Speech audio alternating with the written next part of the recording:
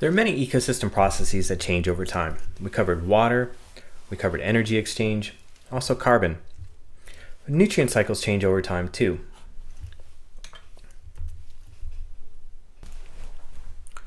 This diagram shows the changes through succession in net biomass increment in vegetation and the losses of different types of elements.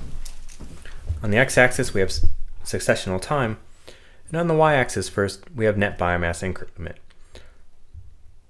So you can see that initially, this is for a forest, that the system was at relatively steady state. So the amount of biomass that was being accrued was negligible.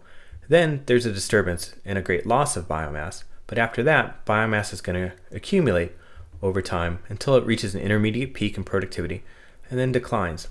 So this is how much biomass is being incremented over time.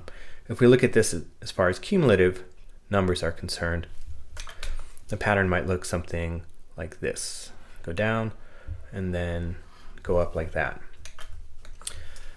Now this is the graph that talks about nutrients and essentially shows some of the patterns for different types of nutrients. Non-essential nutrients, so those that aren't essential to plant growth, essential ones, and limiting ones. Non-essential nutrients aren't taken up by plants for all intents and purposes, and so their losses from the ecosystem, say in a stream, are going to be relatively constant over time.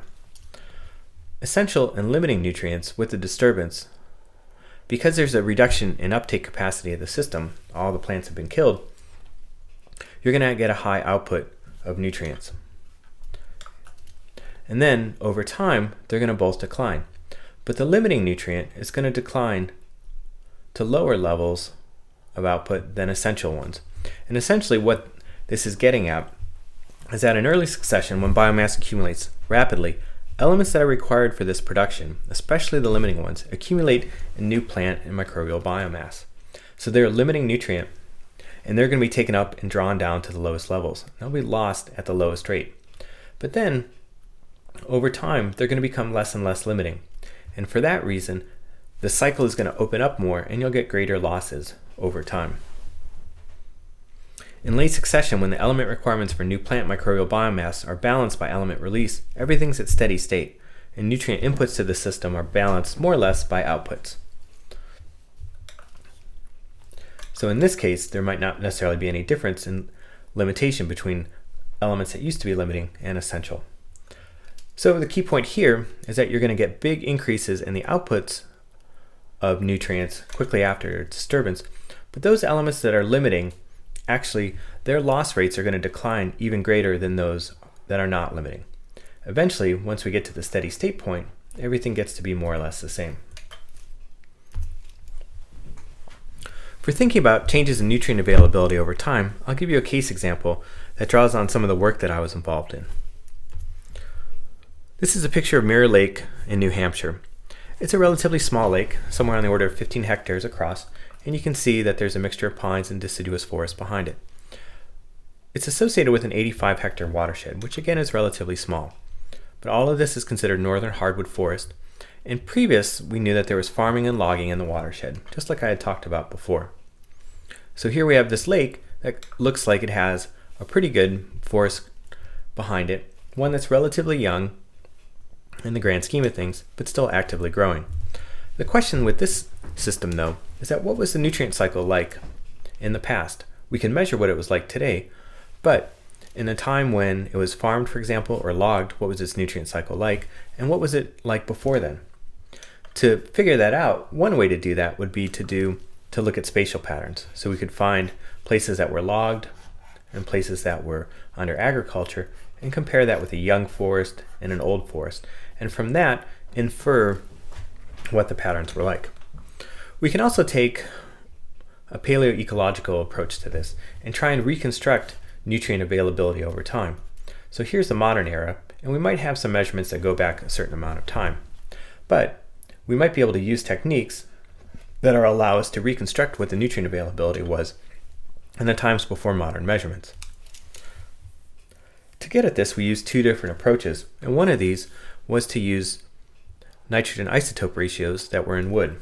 And if you remember how we used N15 to N14 ratios, which we're going to call del N15, which is the difference in the ratio of N15 to N14 in a sample relative to a standard. This wood N15, so that we can take a look at wood, and so this is an increment board from a tree, and each one of these rings has nitrogen in it that would have been taken up during that year. If we extract the nitrogen from each of these individual rings and take a look at its isotopic ratio, we can reconstruct nitrogen availability, because you remember those places that had high nitrogen availability tended to be enriched in N15 and have a high del N15, and these tended to have low nitrogen availability. So from a predictive standpoint, most people had thought for the system is that nitrogen availability should be pretty constant and then go up somewhere around 1950 because of greater nitrogen deposition into the system. So taking a look at the N15 to N14 ratios in these individual rings for multiple trees, we actually got a pattern that looks like this. So there weren't many trees that had predated 1900, which is when regrowth really had started, but you can see for those that we did, it was pretty flat, and then since roughly 1920, the del N15 of the wood had gone down, which means that N availability has been declining in this system for somewhere on the order of 80 years. The inflection point on this was 1929, and that's a long time ago. So from one set of records, we had declining nitrogen availability in the wood of this forest, which indicated that nitrogen availability had gone down. And this might be something that you'd expect with successional processes, where N availability could be relatively high for a while, and then through processes such as carbon inputs to soils and immobilization,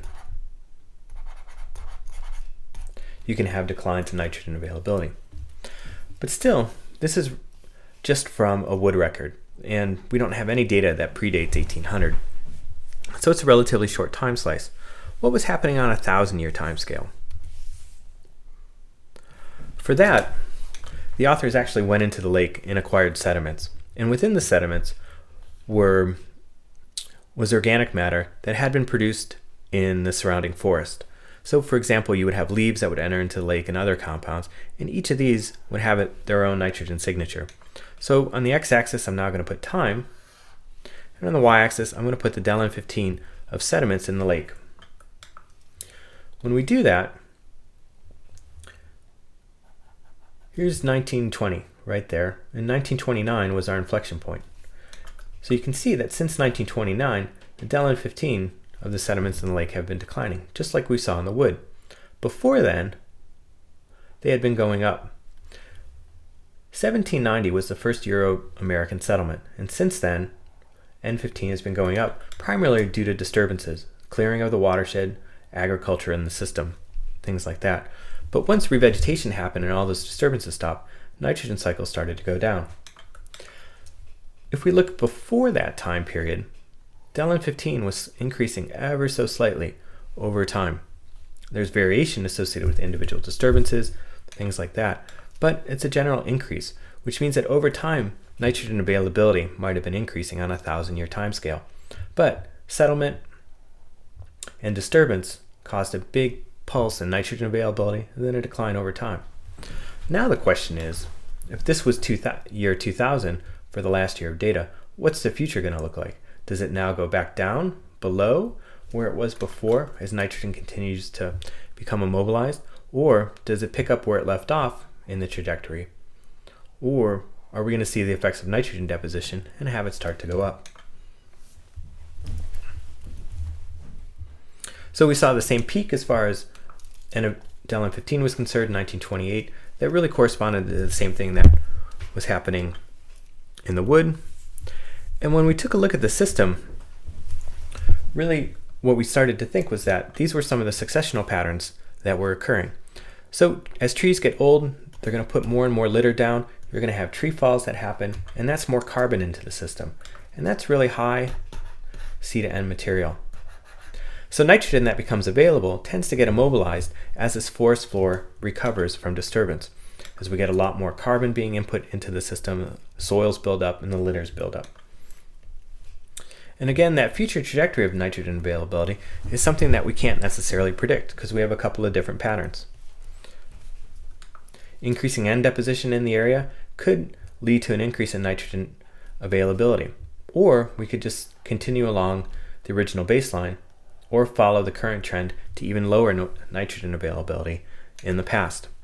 This is just an example of long time scales of thinking about nutrient availability and how relatively minor and large or severe disturbances impact something like nutrient cycling, and how also that affects our ability to predict the future.